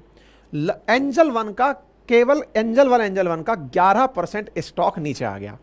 तो सेबी ने ऐसा क्या कह दिया जिसके चलते शेयर मार्केट में इन ब्रोकर्स का, जो लिस्टेड कंपनीज हैं, इनकी वैल्यू नीचे गिर गई। आज के सेशन में यही समझेंगे, यानी कि सेबी ने ऐसा क्या कह दिया जिसके चलते मार्केट के जो ब्रोकर्स हैं इनकी वैल्यू नीचे गिर गई। ठीक है, चलिए समझते हैं।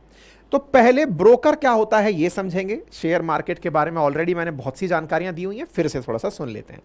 देखिए, मैं अक्सर कहता हूं कि जिस तरह से आप कोई अनाज खरीदना है तो अनाज मंडी जाते हैं, सब्जी खरीदनी है तो सब्जी मंडी जाते हैं, ऐसे अगर आपको किसी कंपनी में हिस्सा खरीदना है तो उसके लिए हिस्से को, जिसे अंग्रेजी में शेयर कहते हैं, अगर आपको किसी कंपनी का शेयर खरीदना है तो आप शेयर मार्केट जाते हैं।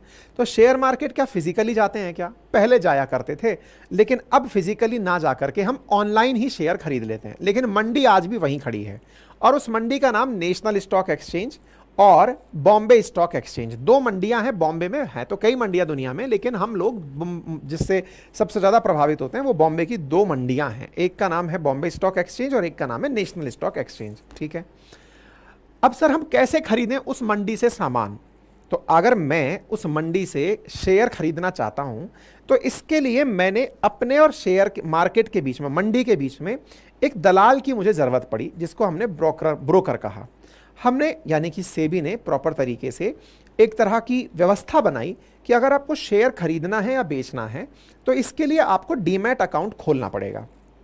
डीमैट अकाउंट खोलेगा, डीमैट अकाउंट से आप शेयर खरीद फरोख्त करेंगे, और ये डीमैट अकाउंट को ऑपरेट करने के लिए कुछ ब्रोकर्स, कुछ दलाल हमने बीच में बना लिए। वो दलाल, सुनने में दलाल शब्द बुरा लगता है तो आप केवल ब्रोकर सुन लीजिए कि ये वो इंडिविजुअल हैं जो कि आपके और शेयर मार्केट के बीच में बैठे हैं। आप इनके थ्रू शेयर मार्केट से ट्रेड कर रहे हैं। जैसे जीरोधा है, आईसीआईसीआई डायरेक्ट है, एचडीएफसी है, एंजल वन है, शेयर खान है, एक्सिस सिक्योरिटी है, कोटेक है, अपस्टॉक्स है, ग्रो है, इस तरह के कुछ ब्रोकर्स आ गए। ठीक है, इन ब्रोकर्स के थ्रू ही आप अपना माल खरीद सकते हैं, और खरीदने के लिए, शेयर खरीदने के लिए आपको डीमैट अकाउंट बनाना होता है। डीमैट अकाउंट के लिए मैंने भी कई बार आपसे कहा है कि अगर आप शेयर खरीदना चाहते हैं तो डीमैट अकाउंट से खरीद सकते हैं। डीमैट अकाउंट का लिंक भी हमने एंजल वन का, जैसे आप लोगों के साथ कई बार साझा किया है, आज भी साझा हो जाएगा। अब साहब, देश में इस तरह से अकाउंट खुलवाने वाली जो कंपनियां हैं ये बहुत सारी हैं, जिनके थ्रू लोग डीमैट अकाउंट खोलते हैं। उनमें सबसे बड़ी कंपनी का नाम है ग्रो, जो कि इंडिया का लगभग 23.4% शेयर रखती है। यानी कि ग्रो के थ्रू जनता भारत की सबसे ज्यादा शेयर मार्केट से शेयर खरीदती है। यानी कि एक दलाल है बीच में, जिसका नाम है, एप्लीकेशन का नाम जिसका नाम ग्रो है, आप ग्रो के थ्रू शेयर खरीदते हैं। ठीक है, ऐसी ही और कंपनियां हैं, जैसे जीरोधा है, एंजल वन है, अपस्टॉक्स है, इनके थ्रू आप शेयर खरीदते हैं। यानी कि जो डीमैट अकाउंट आप बना रहे हैं वो इन्हीं एप्लीकेशंस के थ्रू बना रहे हैं, और इनसे ही आप शेयर खरीदते हैं। मार्केट की अगर मैं बात करूं तो वर्तमान में मार्केट में एक्टिव सब्सक्राइबर्स लेकर के ग्रो, जीरोधा, अपस्टॉक्स, इस तरह की कंपनियां टॉप 5 में इंडिया के अंदर चल रही हैं। तो इसका आसान मतलब यह निकल कर आया कि मुझे शेयर चाहिए, तो मैंने ब्रोकर से शेयर खरीदने के लिए कहा कि मेरे बिहाफ पर आप शेयर खरीद दीजिए, आपके प्लेटफॉर्म के थ्रू मैं शेयर खरीदूंगा, क्योंकि मेरे को आप वो सुविधाएं उपलब्ध करा रहे हैं। ठीक है, ये हो गया।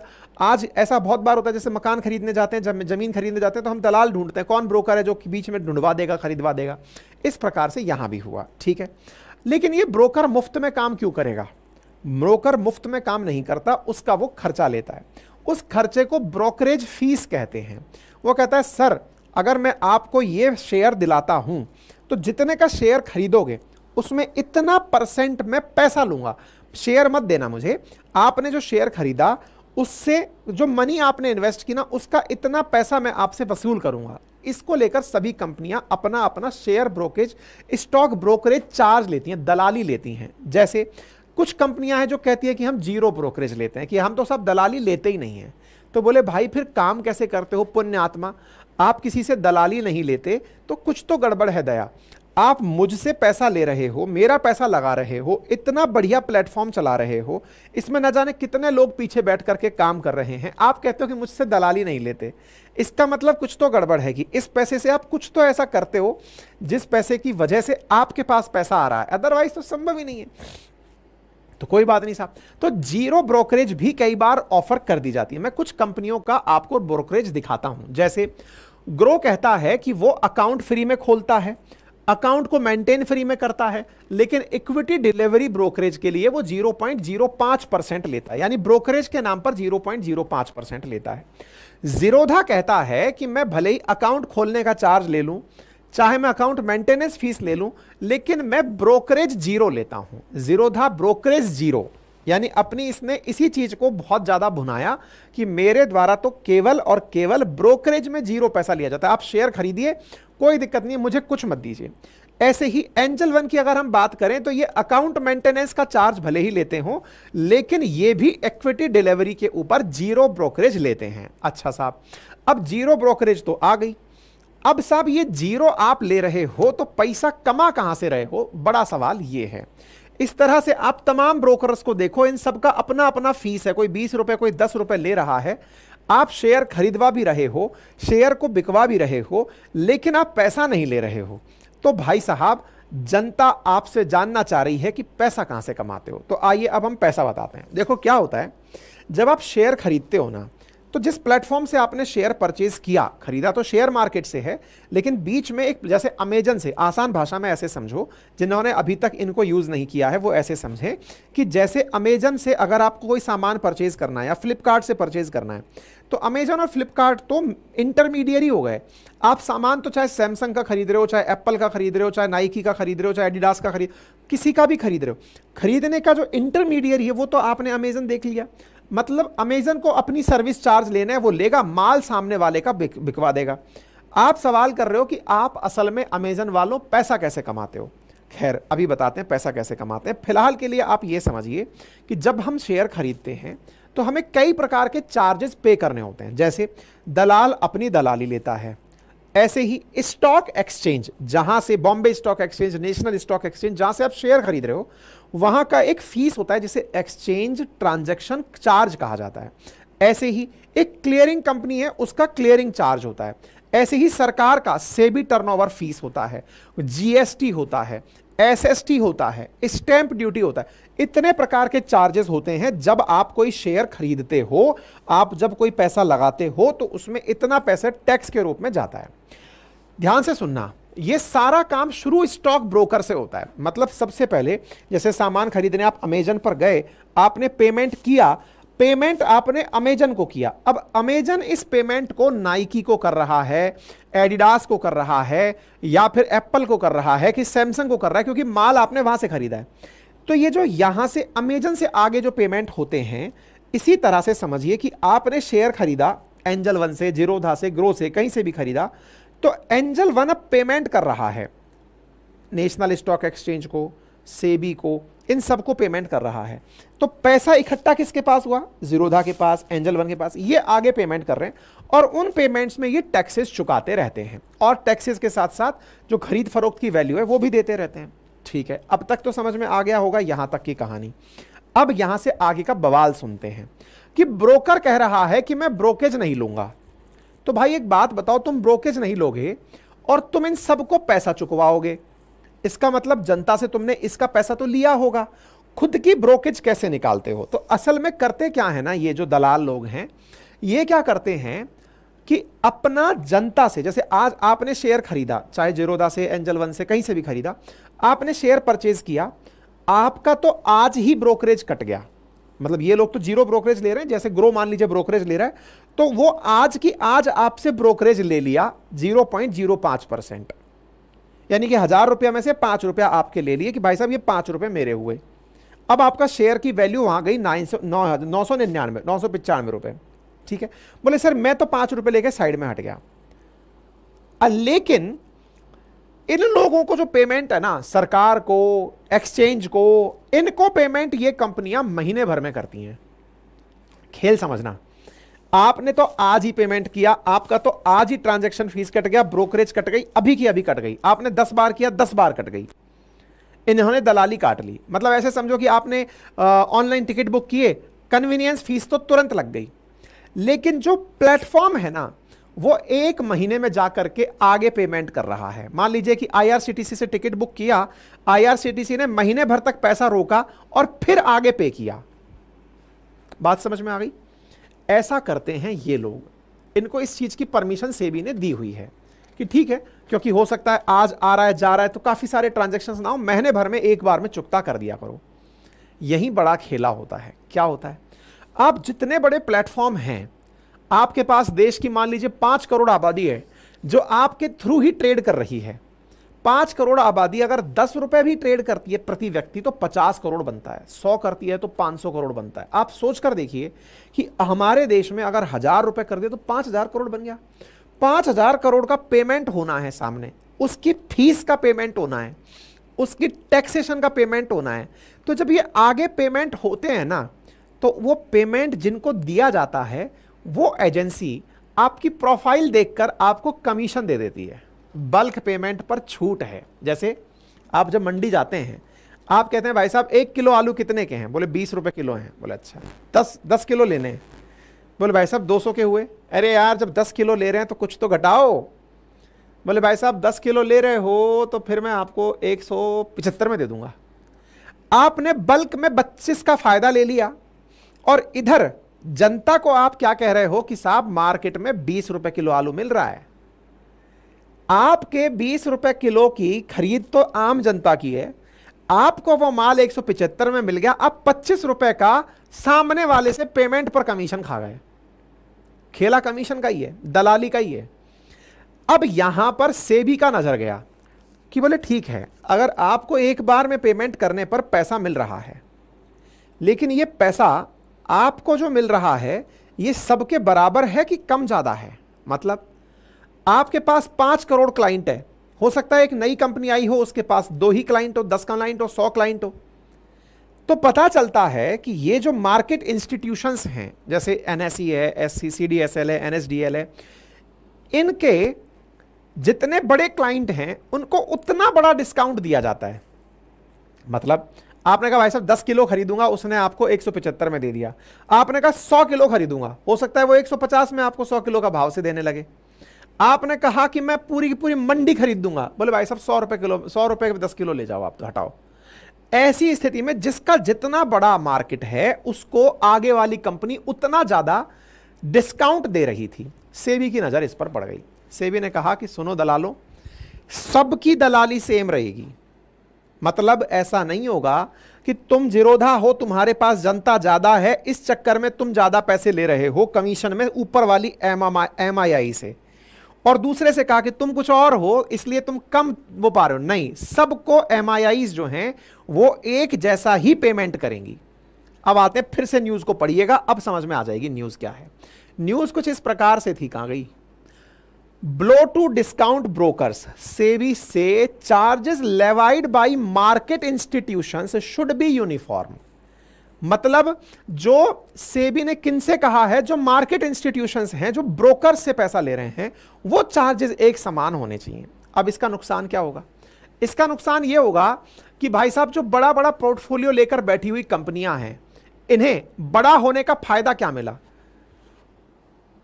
आप कह रहे हो कि मेरे पास 5 करोड़ क्लाइंट है, तो आपके पास तो 100 भी रहते तो क्या फायदा था? वो तो सबको ही मिल रहा है उतना लाभ, तो आपको अलग क्या मिला? और एक तरफ से आप ये कहते चल रहे हो कि मैं तो 0 ब्रोकरेज लेता हूं, आप तो कमीशन वहां से कमा रहे हो। आपको जानकर आश्चर्य होगा, जीरोधा की कुल कमाई का 10% से ऊपर हिस्सा ये MI से स्टॉक, मतलब ब्रोकर को दिया गया कमीशन है। कुल कमाई का 10% ऊपर से नीचे की तरफ आया हुआ रिबेट, जिसको आप कमीशन नाम दे रहा हूं मैं, वो असल में रिबेट है। वो 10% उसकी कमाई का बड़ा हिस्सा है। अब आप कह रहे हो कि सब एक जैसे हैं, तो हो सकता है कि आने वाले समय में कोई ऐसी कंपनी जिसको कोई रिबेट ही ना मिल रहा, तो हो सकता है कि धीरे धीरे रिबेट ही खत्म हो जाए, और रिबेट खत्म हो जाए तो उसकी तो कमाई खत्म हो जाएगी। कमाई खत्म होगी तो वो क्या करेगा? वो कहेगा कहीं से तो पैसा निकालूं, कंपनी चलानी है।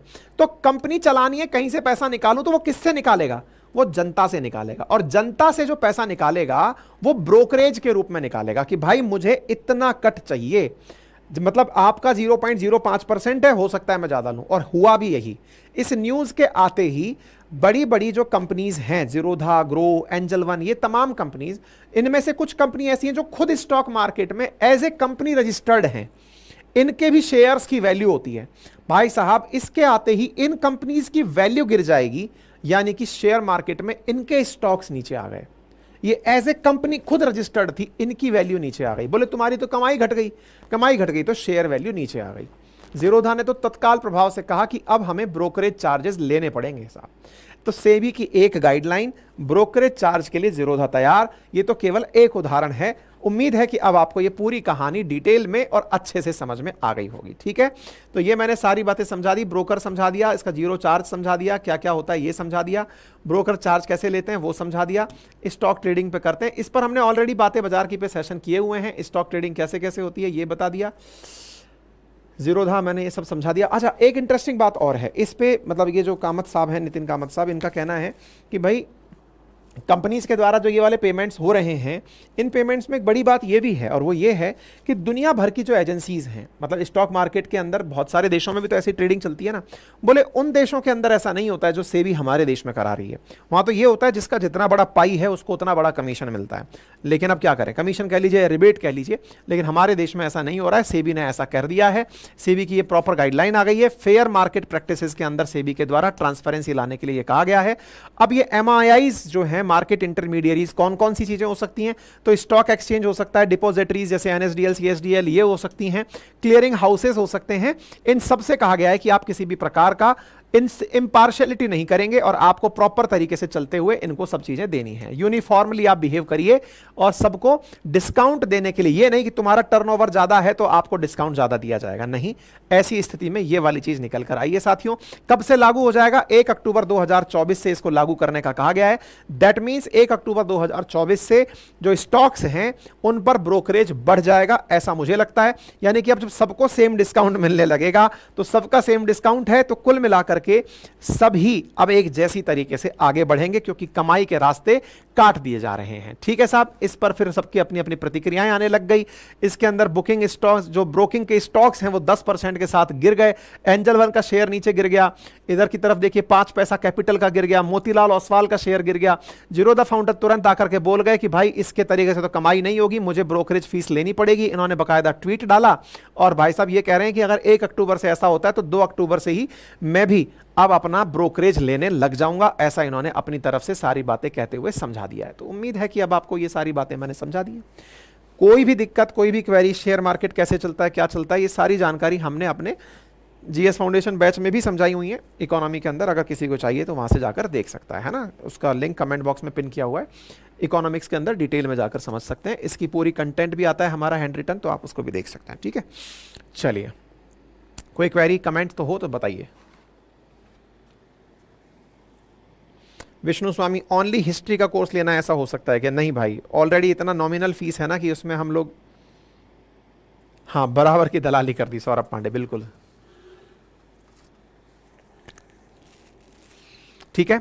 शेयर मार्केट भी आपके सिलेबस का हिस्सा है। तो जो लोग कल को ये उठा करके कहें, क्योंकि कई मैं ऐसे बुद्धिजीवियों को यूट्यूब पर देखता हूं, कई ऐसे बाल कलाकार हैं जो कि यूट्यूब पर खड़े होकर चिल्ला रहे होते हैं कि सर जो पढ़ा रहे हैं वो करंट में कहाँ आएगा। मैंने कहा हाँ भाई, तुम तो जैसे सारे एग्जाम निकाल के बैठे हो।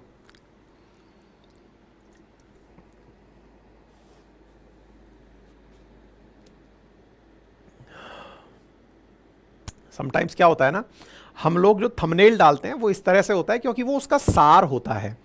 थंबनेल डालने के बाद में कि इससे आपको ये इंटरेस्ट पैदा हो कि इस विषय का सार ये है, लेकिन विषय वस्तु से आपको अपने लिए नॉलेज निकालना है ना। कभी भी ऐसा तो है नहीं कि अखबार में कटिंग तो केवल इतनी सी है, लेकिन आप उसको समझेंगे ही नहीं कि ये क्या है, तब तक तो वो आपके लिए वेस्टेज है। तो उसको समझाने के लिए हम ये सारी चीजें आपके साथ चलते हैं। अतुल अग्रवाल, सर आप बहुत अच्छे तरीके से समझाते हैं, यूपीएससी से काफ़ी सारे क्वेश्चंस पूछता है मनी मार्केट और स्टॉक पर, आपके सेशन से काफ़ी हेल्प होती है। थैंक यू भाई, आप जैसे लोगों की वजह से मेरा पढ़ाने का मोटिवेशन बचा रहता है।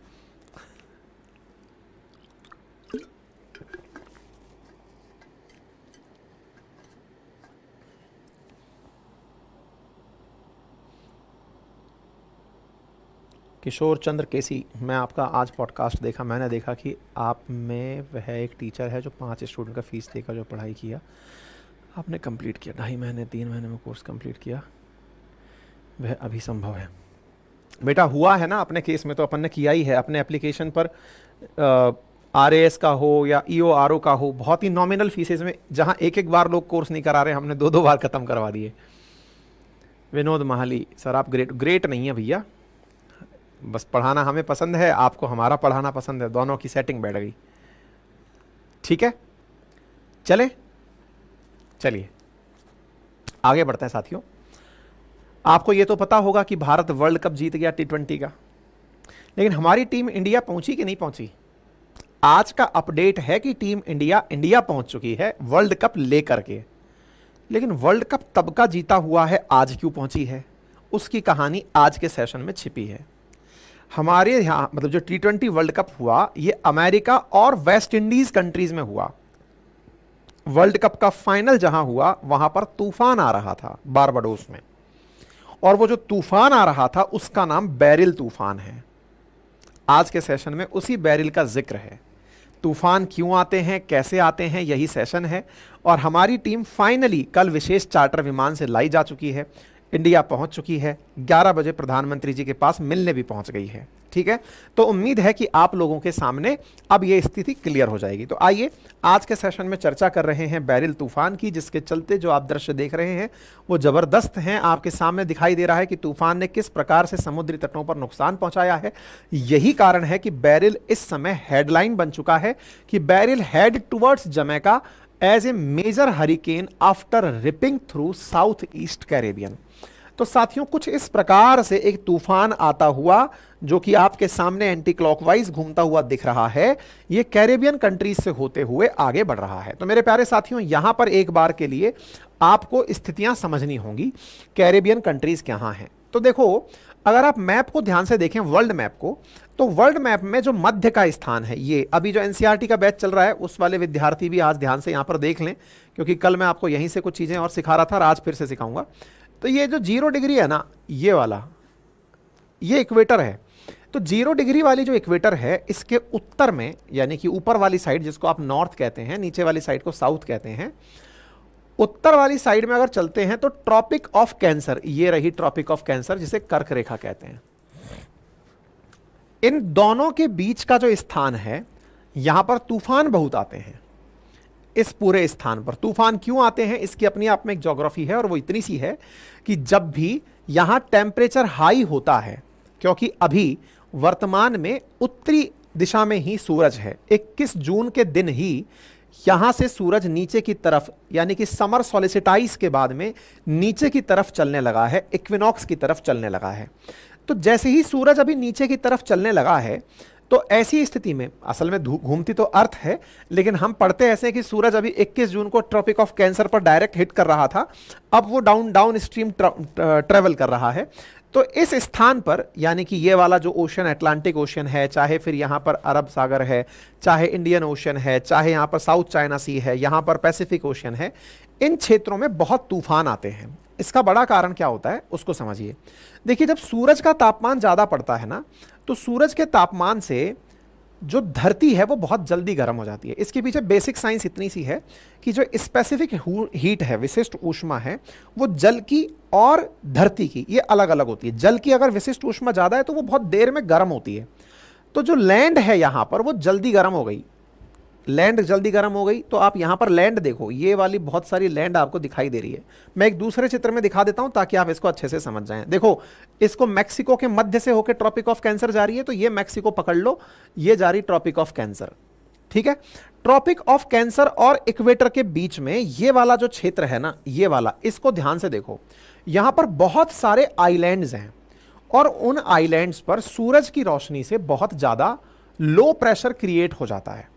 और जैसे ही लो प्रेशर क्रिएट होता है, मान लीजिए कि यहां पर लो प्रेशर क्रिएट हुआ, और आसपास का जो एरिया है जहां पर समुद्र है, जैसे मान लो कि यही एक आइलैंड है, उसके आसपास का जो क्षेत्र है यहां पर पानी है और बीच में आइलैंड है। आइलैंड गर्म हो गया, आइलैंड गर्म हो गया तो गर्म होकर के यहां की जो हवा है वो अपलिफ्ट हो गई, और जब यहां से अपलिफ्ट होकर आसमान में चली गई, तो अपलिफ्ट होने से उस खाली जगह को भरने के लिए आसपास के क्षेत्र से हवा जो कि उपलब्ध है पानी के जस्ट ऊपर, वो इस जगह को भरने निकल पड़ती है।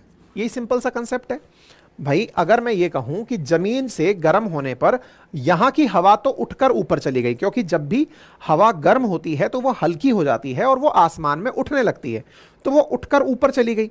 तो उसके उठकर ऊपर जाने के कारण आसपास का जो पानी है ना, उस आसपास के पानी का तापमान इतना ज्यादा गर्म नहीं हुआ है जितना जमीन का गर्म हो गया है। इस कारण से वहां की हवा जो तुलनात्मक रूप से हाई प्रेशर फील कर रही है, वो हाई प्रेशर वाली हवा लो प्रेशर की तरफ मूव करने लगती है। मूव करने लगती है जैसे ही, तुरंत उसको कोरियोलिस फोर्स का सामना हो जाता है। कोरियोलिस फोर्स जो नदर्न हेमिस्फीयर है उसमें राइटवर्ड मूविंग होता है। राइटवर्ड मूविंग मतलब हवा चल तो यों रही है लेकिन पहुंच यों घूम के रही है। हवा चल तो यों रही है लेकिन पहुंच यों घूम के रही है। मतलब आप सोचिए कि पहुंचने की जो दिशा है ना वो उसकी बदल जा रही है, कुछ इस तरह से। पहुंचने गए थे सेंटर पर, लेकिन आपस में इसके चारों तरफ चक्कर काटने लग गए, जस्ट लाइक दिस। इस तरह के चक्कर कटने लग गए। मतलब आप ये समझिए कि जो आइलैंड था, उस आइलैंड पर हवा जब पहुंच रही थी तो हवा ने पहुंचते पहुंचते बहुत से चक्कर लगा दिए। अब देखते जाइए, आपको उम्मीद है कि यह चीज समझ में आ जाए। और इस प्रकार से अगर आप ध्यान से देखें तो ये वाला जो क्षेत्र है ये खाली रह जाता है। आइलैंड वाला जो क्षेत्र है वो खाली रह जाता है जहां पर लो प्रेशर बना था। लो प्रेशर तो खाली रह गया, हाई प्रेशर से लो प्रेशर की तरफ जाती हुई चीजें सर्कुलर पाथ में घूमने लगती है, और सर्कुलर पाथ में घूमने के कारण यहां पर साइक्लोन पैदा हो जाता है और वो एंटी क्लॉकवाइज दिशा के अंदर घूम रहा होता है। सामान्यतया यह स्थिति नदर्न हेमिस्फीयर में ग्रीष्म काल के दौरान देखी जाती है। तो ये वाला जो समय चल रहा है ना, जुलाई, अगस्त, सितंबर, अक्टूबर, अब धीरे धीरे तो और ज्यादा तूफान बढ़ेंगे। अलग अलग जगह उनका अलग नाम है, जैसे यहां पर हरिकेन नाम दिया जाएगा। तो यहां पर इन तूफानों का आना इस तरह से होता है। तो उम्मीद है कि आपको कारक समझ में आ गया। ऐसा ही तूफान जब बनता है तो फिर बना हुआ तूफान धीरे धीरे लैंड की तरफ मूव करता है, क्योंकि तेज तेज हवा घूम रही है। जैसे कभी आपने हवा की वजह से भभूला आता हुआ देखा हो तो घूमता घूमता वो तेजी से तट पर जाना चाहता है, तो उसे लैंडफॉल ऑफ साइक्लोन कहा जाता है। तो यहां पर भी कुछ इसी प्रकार से जो लो प्रेशर जोन के चारों तरफ घूमने वाला साइक्लोन है, ये ऐसे ही अंदर की तरफ आगे बढ़ता है। अब ये वो वाले देश हैं। तो अब आप इसको मैप पर ऐसे समझें, ये अटलांटिक ओशन रहा, इस तरफ जो ओशन दिख रहा है कैरेबियन कंट्रीज के पास में, इसे कैरेबियन ओशन कहा जाता है। ये कैरेबियन ओशन के आसपास जुड़े हुए बहुत ही छोटे छोटे छोटे छोटे देश हैं। आप इधर देखिए, यहां पर कहीं आपको बारबाडोस दिखाई देगा, सा देश दिखाई दे रहा है, दैट इज बारबाडोस। यहां पर आप देशों को देखें तो आप इनमें से देश देख करके आपको अंदाजा लगेगा। उनमें से देखो, यहां पर आपको जमैका दिखाई दे रहा है जहां से उसेन बोल्ट आते हैं। ये कैरेबियन कंट्रीज वर्ल्ड में जब खेलने जाती है ना तो एक ही नाम से खेलने जाती है, उसका नाम है वेस्ट इंडीज। ये अपने आप को वेस्ट इंडीज के नाम से पुकारवाते हैं। इस जगह पर हमारी क्रिकेट टीम अटकी हुई थी और इस क्षेत्र में तूफान आ रहा था। अब तूफान जो है वो जमैका तक पहुंच चुका है इस जगह से क्रॉस होकर के, और सीवियर लेवल का तूफान था, यही सुर्खी है। तो आप इधर देखें, आपको यहां पर इस मैप से और अच्छे से समझ में आने लगेगा। यदि आप यहां पर देखें तो ये बेरिल तूफान है, और यहां पर अगर आप देखें पोर्ट ऑफ प्रिंस और क्यूबा, तो ये वाला जो क्यूबा वाला हिस्सा है ना, ये क्यूबा वाला हिस्सा, इससे आगे की तरफ अब तूफान निकल रहा है। आप इसे यहां पर नोटिस कर सकते हैं, ठीक है। धीरे धीरे अब ये मैक्सिको में जाकर टकराएगा। इसका नाम बेरिल तूफान है, और ये पहले कैटेगरी 4 में था, अब इसे कैटेगरी 5 में डाल दिया गया है। इसी तूफान के चलते हमारी क्रिकेट टीम अटकी हुई थी। अब आप इसे देख सकते हैं। इसका नाम अपने यहां पर जिसको साइक्लोन बोलते हैं, क्योंकि अपन साइक्लोन की भाषा समझते हैं, अमेरिका में इसी चीज को हरिकेन कहा जाता है। हर जगह अलग अलग नाम होते हैं, तो यहां पर इसका नाम में हरिकेन है। यहां पर अगर चाइना की तरफ चले तो टाइफून के नाम से जाना जाता है, ठीक है ना। कहीं विली विली के नाम से जाना जाता है, इंडिया में साइक्लोन के नाम से जाना जाता है। तो ये हरिकेन है, ठीक है। उम्मीद है अब आपको ये समझ में आ गया होगा क्या कहानी है। इस तरह से ये तूफान ऊपर की तरफ बन रहा है। तो आपने सीख लिया तूफान कैसे बनते हैं, क्या होता है। कैरेबियन के अंदर आ रखा है, कैटेगरी 4 का हरिकेन था 2 दिन से, लेकिन अब ये धीरे धीरे कैटेगरी 5 की तरफ शिफ्ट हो रहा है, जिसमें कि स्पीड बहुत तेजी से बढ़ रही है। सीवियर कंडीशन की तरफ हवा बढ़ती जा रही है। सीवियर कंडीशन में मतलब बहुत सारे नुकसान होने की संभावना देखी जाती है। हवा बहुत तेजी से चलती है। यहां पर 252 किलोमीटर प्रति घंटे की रफ्तार से हवा चलने लगे हरिकेन की, तो उसे सीवियर कैटेगरी 5 में रखा जाता है। तो फिलहाल के लिए इसे इस तरह की कंडीशन में काउंट किया जा रहा है। नाम इसका बेरिल तूफान है। आने वाले समय में आपसे यह बस पूछा जा सकता है, कैटेगरी 5 का तूफान है, जमैका को क्रॉस इस समय पर कर चुका है, ठीक है। तो बहुत ज्यादा नुकसान पहुंचा सकता है। तूफान कैसे आते हैं इनको आप यहां पर तस्वीरों में देख सकते हैं। कितना तेजी से यह तूफान जाता हुआ आपको दिख रहा है। इसकी सीवियरिटी आपको समझ में आ सकती है कि यह 250 किलोमीटर मतलब प्रति घंटे की रफ्तार से स्पीड से हवा चल रही है, और किस प्रकार से यहां पर बहुत सारे जहाज जो फंसे हुए हैं उन्हें टेंशन हो सकती है, क्योंकि यह हवा में अपने आप के साथ 250 किलोमीटर प्रति घंटे की रफ्तार से चलते हुए इन्हें फंसा सकता है। तो ऐसी स्थिति राष्ट्रपति में, मतलब वहां के राष्ट्रपति के द्वारा साफ किया जा चुका है और कहा जा चुका है कि भैया सभी लोग, सॉरी प्राइम मिनिस्टर जो जमैका हैं उन्होंने कहा है कि जमैका वाले अपने पास में खाना, बैटरी, कैंडल, वाटर सब सिक्योर कर लें, प्रॉपर तरीके से कहीं पर भी ऐसी जगह ना जाएं जहां पर कोई आपके साथ दिक्कत आ जाए, सभी लोग सुरक्षित रहें। मतलब इस तरह की प्रिपेयर्डनेस पूरी तरह से की जा चुकी है, प्रॉपर तरीके से तैयारी चल रही है। हालांकि हालात इस तूफान के आते हुए आप यहां पर देख सकते हैं, इनके राष्ट्रपति ने प्रॉपर तरीके, प्रधानमंत्री ने प्रॉपर तरीके से जमैका के निवासियों को इन्फॉर्म कर दिया है कि हम लोग आने वाले समय में बहुत विकट स्थितियों का सामना करना पड़ सकता है। इसी तरह से आगे की तरफ मैक्सिको तक ये जाएगा। पहले भी ऐसा हुआ है, लास्ट टाइम हरिकेन ओटिस आया था, जैसे अभी बेरिल है, ऐसे ही हरिकेन ओटिस लास्ट टाइम आया था जो आगे जाकर के मैक्सिको से टकराया था। बिल्कुल उसी तरह से ये काम अभी भी चल रहे हैं। ठीक है साहब, उम्मीद है कि अब आपको ये जानकारी अच्छे से समझ में आ गई हो। बाकी तूफान की तस्वीरें तो क्या ही देखनी, मतलब हो गया। इसी हरिकेन बेरिल के चलते हुए इंडिया के अंदर बारबाडोस में जो हमारी टीम फंसी हुई थी, इसका डिपार्चर डिले हुआ था। इंडिया की टीम को कल यहां से रवाना करा दिया गया है। इंडिया की टीम आज पहुंच चुकी है, आप यहां पर देख सकते हैं। चार्टर फ्लाइट इनको लेने पहुंची थी, भारत की टीम को लेकर आए। अभी सुबह प्रधानमंत्री से इनकी मुलाकात है। भारतीय टीम सोमवार को न्यूयॉर्क के लिए उड़ान भरनी थी, लेकिन खराब मौसम के कारण ये उड़ान नहीं भर पाई, ये वहीं पर ही वेट करते रहे। फाइनली अब जाकर के इंडिया पहुंच रहे हैं। ठीक है, ज्योग्राफी के अंदर ये जो जानकारी है ये हमने प्रॉपर तरीके से समझाई हुई है। हिस्ट्री, ज्योग्राफी, पॉलिटी, इकोनॉमी का जीएस फाउंडेशन बैच है। साइक्लोन कैसे बनते हैं, किस तरह से कोरियोलिस फोर्स बनता है, अगर जिनको चाहिए तो वो इस बैच को एक्सेस कर सकते हैं। हमारा यही कंटेंट हमारे ज्योग्राफी के जो नोट्स हैं उसमें भी उपलब्ध है, आप उसे भी डाउनलोड कर सकते हैं। जो अभी पढ़ाया वो पढ़ाया हुआ कंटेंट हमारी वेबसाइट अपनी पाठशाला.com पर उपलब्ध है, आप वहां से उसे देख सकते हैं। ठीक है, कोई क्वेरी हो, कोई कमेंट हो तो जरूर बताएं। कोई भी क्वेरी, कोई कमेंट हो तो जरूर बताएं।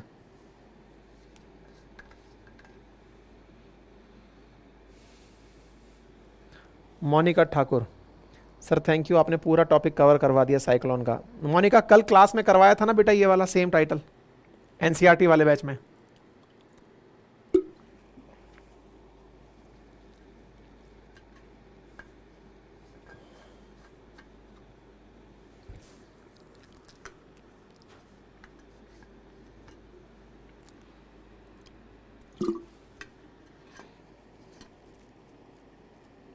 Spread knowledge, sir NCERT batch join करना है। बेटा मैंने पहले ही कहा था वो 7 दिन के लिए खुलता है, अब अगले महीने खुलेगा। जब खुलेगा तब आपको इन्फॉर्म करेंगे, है ना। अभी बैच बंद है बेटा। अपने बैचेस के साथ में बस यही एक दिक्कत है कि वो नियत समय के लिए खुलती है।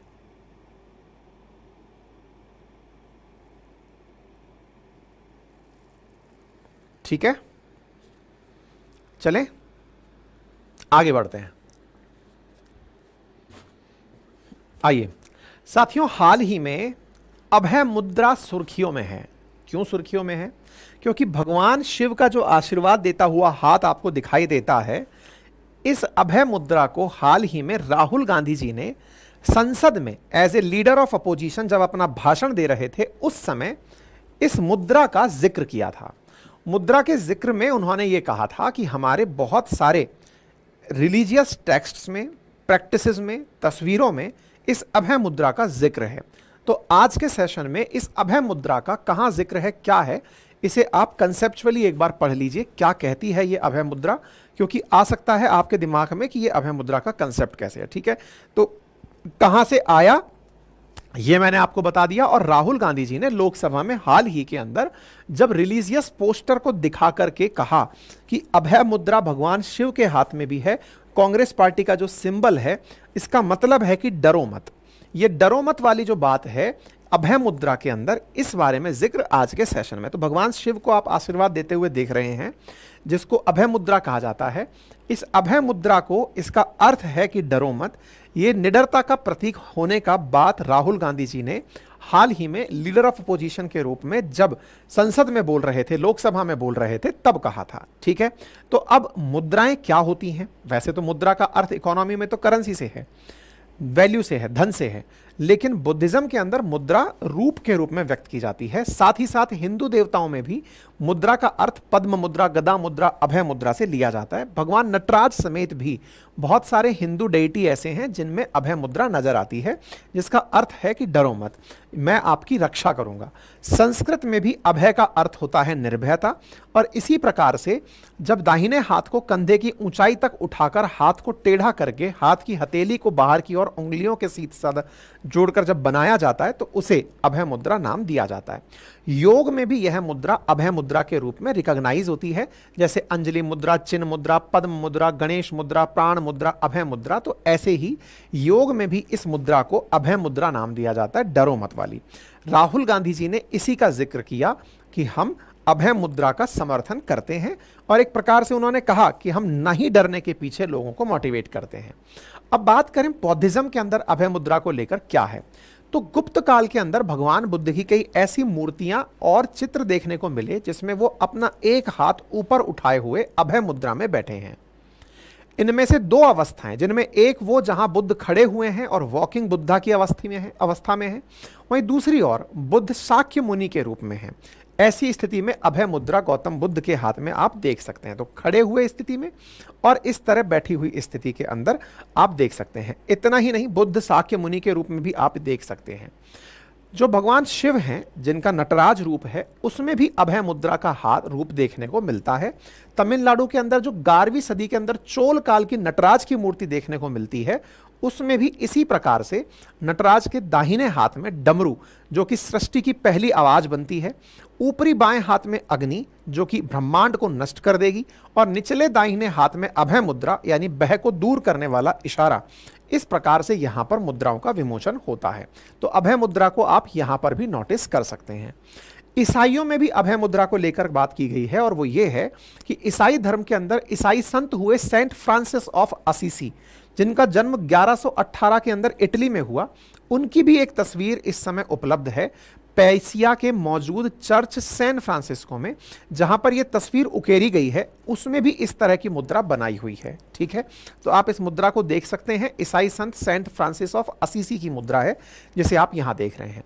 ऐसे ही 4 भुजाओं वाले भगवान महावीर की जो यक्षिणी है, जो कर्नाटक के बालाकोटा जिले में जैन गुफाओं से मिली है, उसमें भी अभय मुद्रा दिखाई गई है।